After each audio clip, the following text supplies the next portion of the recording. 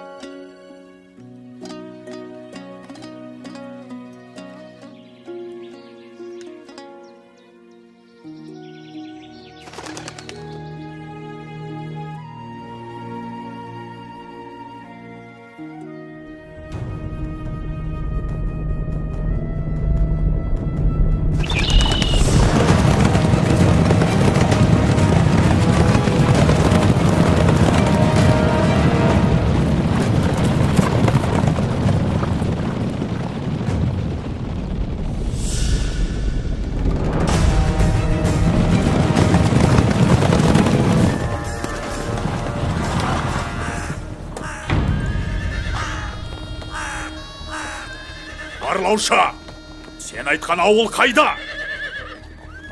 Ұлы Қонтайшым, кеше ғана осы жерде 30-40 үйлі ауыл мал жандарымен жатқан болатын. Өз көзіммен көргенмін. Ал анау жалғыз үй неге тұр? Білмедім Қонтайшым. Қане, төс алды ма?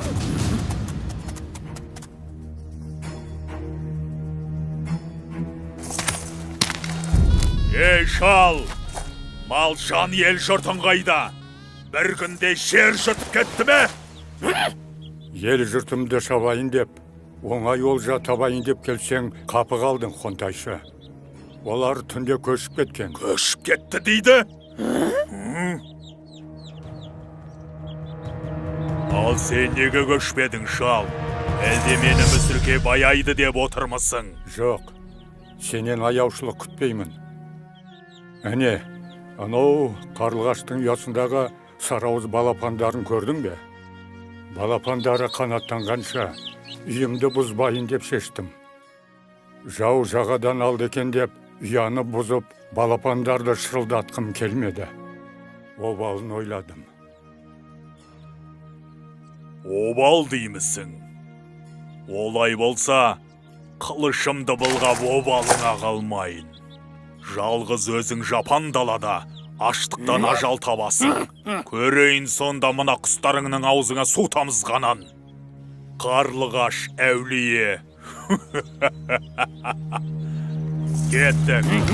Қазақтың даласын қанға бояп, ұлдарын құл, қыздарын күң етпесем, Қонтайшы атым құрысын.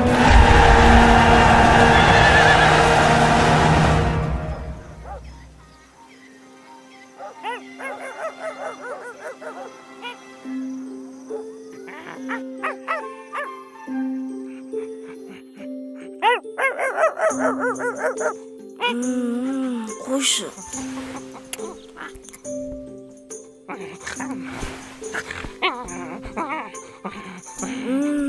Ұйқы көрмедің ғой, Ақтөс.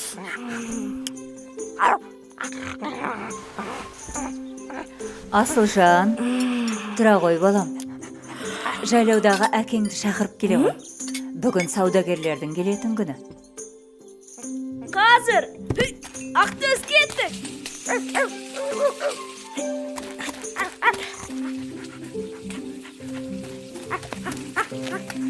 Асылжан, асықпай отырып жеп алмадың ба? Қане Ақтөс, кім жейрек?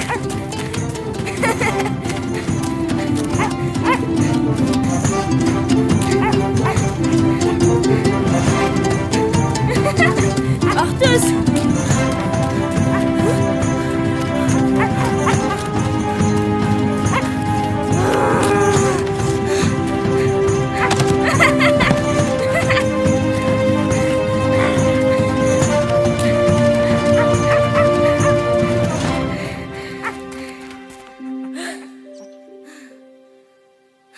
Ақтөс жүр.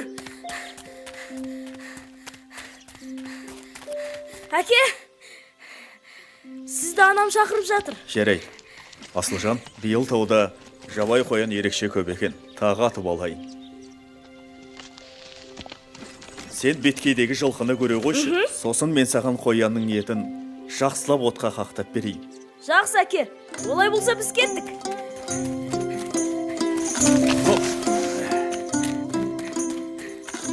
Ақтөс, шаршамадың ба? Жарайсың, Ақтөс. Әне, келіп те қалдық. Міне біздің жылқылар. Қазір тайымды шақырайын. Алау! Алау!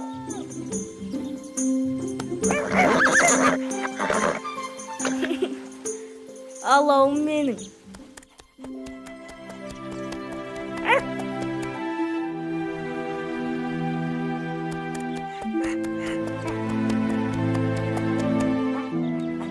Ақтөс, әне, әкем қоянның етін пісіріп жатыр. Сен де бір тоятын болдың.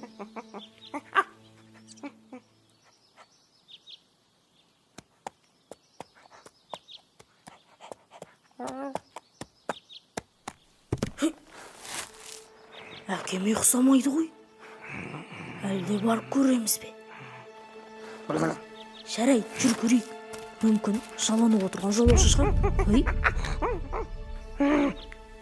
Анау кім дағы? Не білдің? Алатаудың күнгейін түгел аралап шықтым. Қазақтар жайбырақат жатыр, қойсыне бастарға жұмыртқалаған заман дейді. Бозторғайды. Ендеше мен қойсыне жылан жұмыртқалатам. Ал сен Қаратаудың маңайын барлап қайт. Онда қазақтың қанша ауылы бар екенін біл. Сосын осында кездесеміз. Ләппәй қонтайшым. Ал, көріскенше. Я.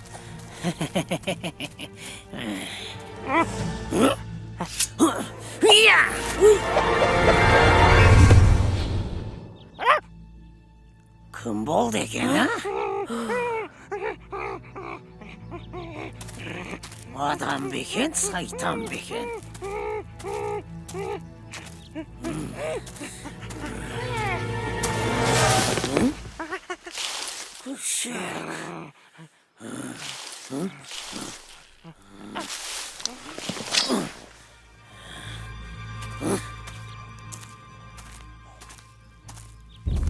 Бұл кімдер болды екен? Бірақ түстері суық. Жүр, тез кетейік.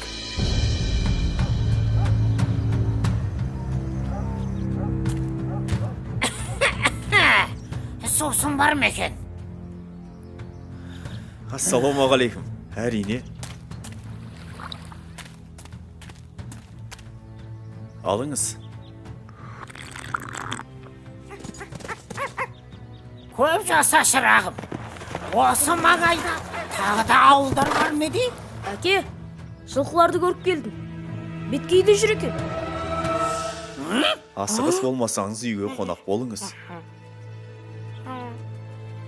Рахмет, асығыс едім. Келесі жолы келермін қонаққа. Жолыңыз болсын. Әке, мына адамды тоғай ішінен көрдім. Олар бізге қарсы жоспар құрып жатыр. Ойлары жаман. Қой балам, ол бір мүсәпір жолаушы ғой. Олай деуге болмай. Рас айтам, әке, ол бізге жау. Енді олай үлкенге ғайбат айтушы болма. Бізге сенбеді. Адамның кішісі болғанша, иттің күшігі болған дұрыс екен. Әй, бұл жай қазақтың мақалы. Асылжан, сен жинал. Сарайғыр жайлауына барамыз. Ақан ағаң сүндет той беріп жатыр. Сондағы Төле би атадан бат аласың. Әке, Төле би деген кім? Төле би бүкіл қазақтың төбе биі.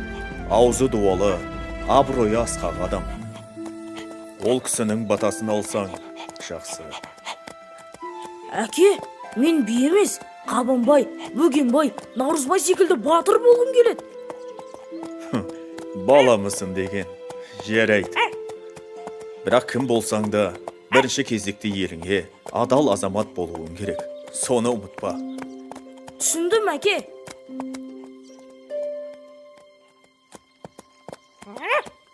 Балам, тоқташ.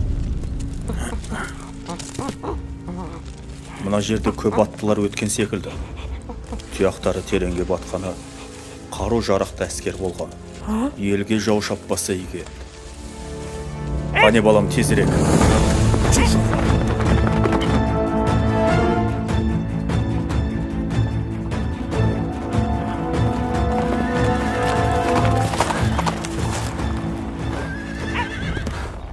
Ассалаумағалейкум. Армысыз, төбе би. Не болған сұрауға тілім бармай тұрғаны. Қарақтарым, жау жағадан алды деген осы. Бір жақсы мал жанаман. Алдын ала ауылды көшіріп үлгердім. Енді тездетіп арқаға Қазбек биге, жайықта Әйтеке биге хабар жіберу керек.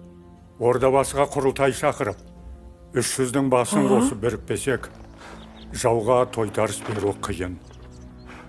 Дұрыс айтасыз би аға. Бар қазақ жұдырықтай жұмылып, жауға соққы берер сәт келді. Рұқсат етсеңіз, хабар беруге қазір аттанайын. Мен Аханның інісі болам, есімім Ерболат. Ал мынау менің ұлым Асылжан. Бата беріңіз би аға. Олай болса, жортқанда жолың болсын балам. Асылжаның ел қорғар батыр болып өссін. Аумин. Аумин. Ал енді аттан балам. Жарайды. Әке, енді не істейміз? Балам, ал сен ауылға қайт. Жігіттер 5 қаруын сайлап дайын отырсын. Жолда абай бол. Өзіңе Алла жар болсын. Шу! Ша, балам, ша! Ақтөс, сен де қалма!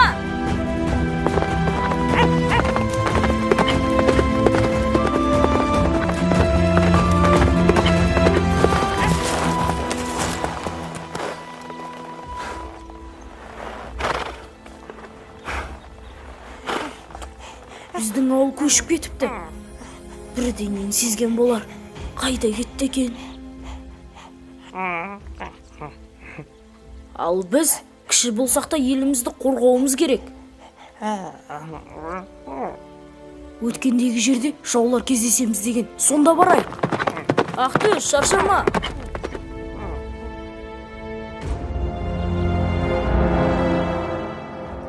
Әне, тыныш.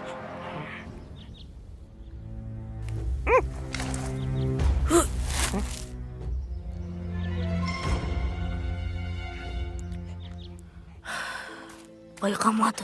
Жүр көрейік.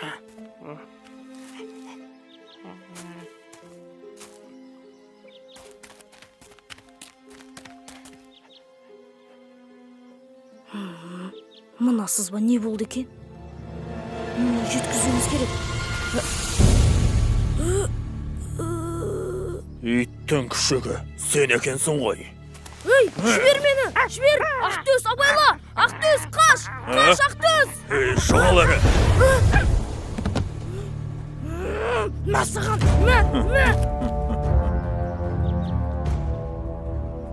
Жат енді осында жабысып. Кешке сені орда қалып кетем. Басы байлық құлым боласын. Ұқтың ба? Ей, боқмұрын.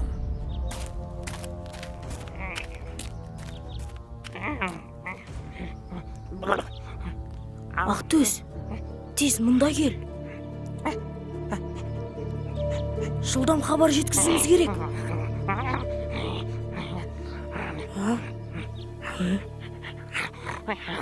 Жарайсың.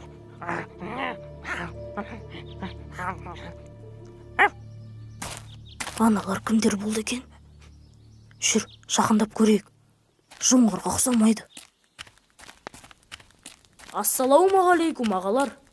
Уағалейкум әссәләм, балақай. Кім боласың? Мен Асылжанмын. Ордабасыға бара жатырмын. Онда жолымыз бір екен. Сіздермен бірге жүрсем бола ма?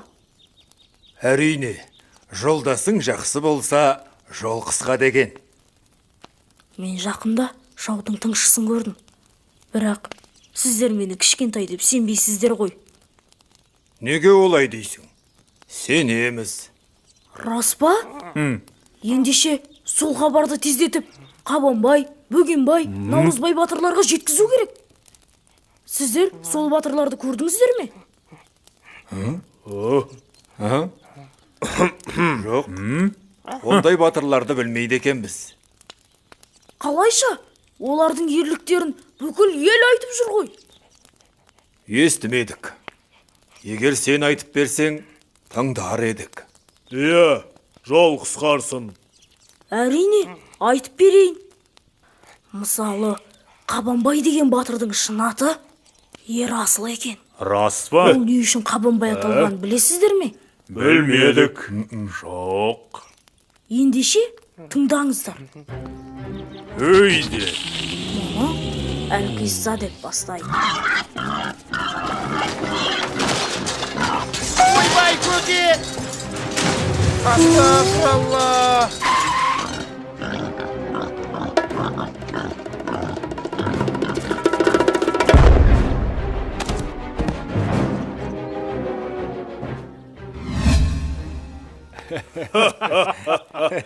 Қатырдау. Бәрекелді. Қабанбай осал болмады. Ал, Бөгенбайдың батырлығы қандай екен? Олай болса, тыңдаңыздар. Бөгенбай батыр өте үлкен екен. Қалай десем екен? Міне, мына тас сияқты. Мәссаған.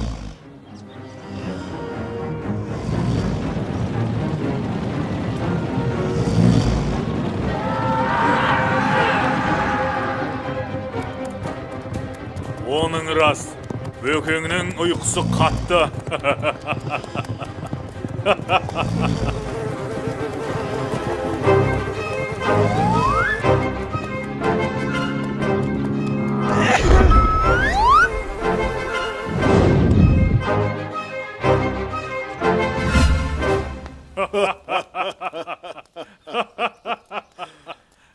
Иә, Бөгенбай нағыз батыр екен. Ал, енді Наурызбай батыр жайлы біліп жүрейік. Ол жайында не айтасың? Наурызбай батыр жөнінде айтсам, ол былай болған. Бір кезде елге жау шауыпты.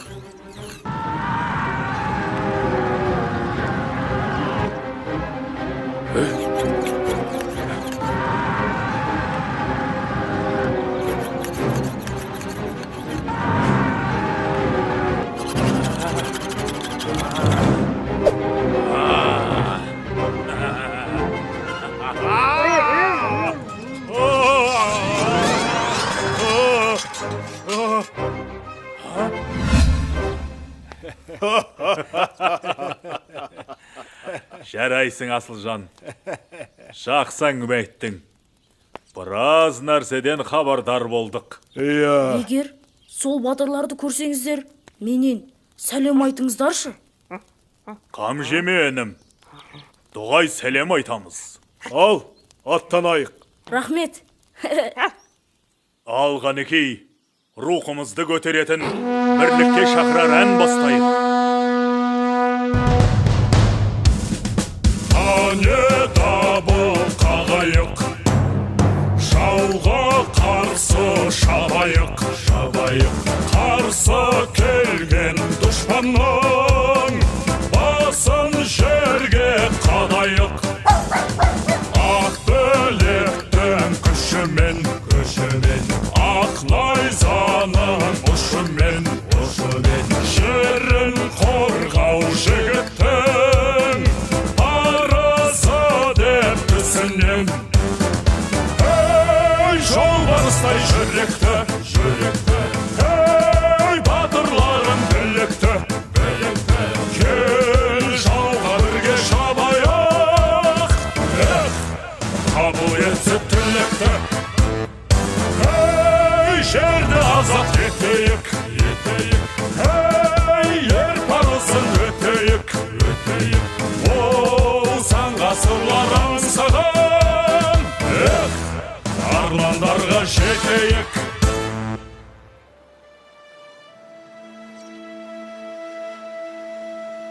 деген керемет. Мұнда не болып жатыр? міне ордабасы төбесіне де жеттік. Төле бидің айтуымен осында бүкіл қазақ бас қосып жауға тойтарыс берудің жайын ақылдаспақ. Мен айтқан батырлар осында шығар.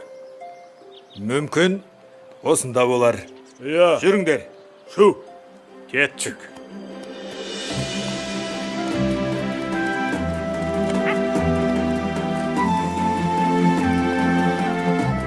Мәссаған, қандай керемет. Бөгенбай, Қабанбай, Наурызбай батырларға жалынды сәлем. Саламат болсын. Бәрекелді. Сіздерге 12 қанат үй тігілді. Мұнда өтіңіздер. Жақсы. Тынығып алсақ артық Түсінбедім. болмайды. А? Сіздер сол батырлар ма?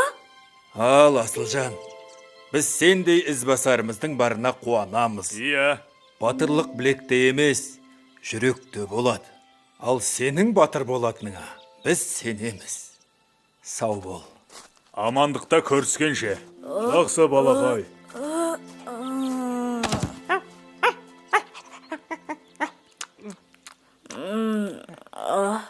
Ақтөс, не болды?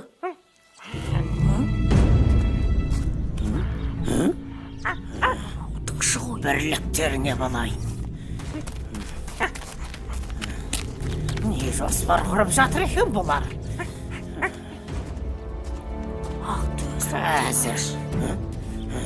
Наурызбай батыр, сен сол қанатты басқарасың. Бірақ мына сайда жасырына тұр. Жолдан шамасын. Тез хабар берейік. Бай батыр, сен оң қанат. Қайда барасың? Мұнда болмайды. Мен батыр ағаларға баруым керек. Шұғыл түрде. Болмайды. Мұнда кеңес өтіп жатыр. Батыр ағалар, бұл мен ғой. Асылжанмын. Сақ болыңыздар. Ой, мынау балақай ғой. Иә, Асылжан екен. Кел, кіре ғой. Анда, мен көрген тыңшы сіздерді тыңдап тұр. Ой, еттің баласы. Не дейді? Көрейік. Екен. Сон неме? Қазір әкесін танытайын.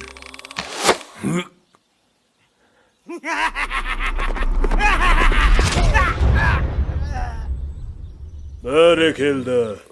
Дәл тиді. Жансыздар жалғыз жүрмеуі мүмкін. Тездетіп іске кірісу керек. Иә. Бірлігі мықты елдің түтіні түзу шығады. Бірлігі мықтыны жау алмайды. Бес саусақ біріксе ғана қол болады. Мына Ордабасы төбесінде қазақ халқы бір жағадан бас, бір жеңнен қол шығарып, бірліктің асқан үлгісін көрсетті. Жауға қарсы жасайтын бүгінгі қадамымыз келер ұрпақтың мақтанышына айналары сөзсіз. Елімізді, жерімізді азат ету жолында жаратқан ием қолдасын. Әумин.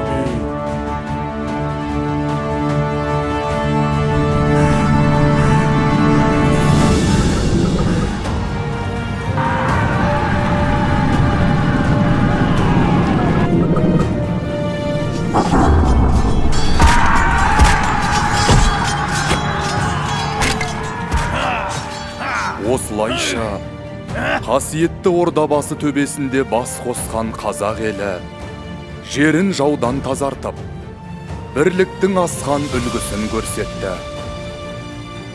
Бабаларымыз осындай байтақ жерімізді келер ұрпаққа мұра етіп қалдырды. Бұл сенің тарихың. Тарихыңмен мақтана біл, жас дос.